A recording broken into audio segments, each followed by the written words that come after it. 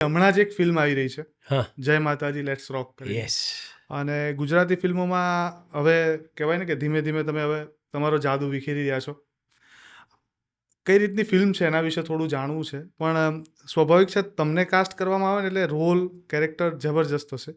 મને તો ક્યાંક ક્યાંક એવું પણ લાગ્યું કે લાઈક અ પ્રિયદર્શન મૂવી ટાઈપની ફિલ્મ હોય ને એવું મને ફીલ થયું. ફીલ થયું યા હા, કેવી ફિલ્મ છે એના વિશે થોડી વાત કરી. બહુ સુંદર ફિલ્મ છે અને અમારા ડાયરેક્ટર સાહેબ છે મનીષ સાયની હા અને એમણે તો ઘણા બધા નેશનલ એવોર્ડ્સ પણ લીધા જી છે. જી એટલે આ એક નેશનલ એવોર્ડ વિનિંગ ફિલ્મ છે એવું પ્રતીત થાય છે.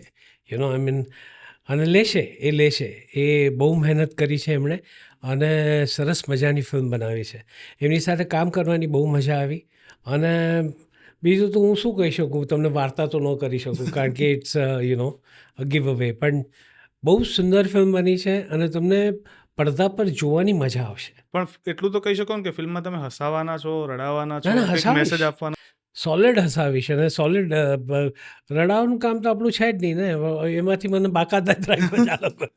પણ મેજોરિટી તમારી જેટલી પણ ફિલ્મો જોઈ ને એ ફિલ્મોમાં આઈધર કા પોલીસ ઇન્સ્પેક્ટરનો રોલ હોય, હા એમાં પછી ધમાલ હોય, ઘણી બધી ફિલ્મો છે જેમાં તમે પોલીસ ઇન્સ્પેક્ટર, ઢોલ, રાજપાલ યાદવ સાથેના જે સીન છે, આ બધી ફિલ્મો જ્યારે કરો તો એવું કહેવાય કે કોમેડી બહુ ટફ છે, કે બીજું તમે કોઈકને રડાઈ શકો, પ્રેમમાં પાડી શકો, પણ કોમેડી ટફ છે. તમને લાગ્યું કોઈ વખત કરતા આવું?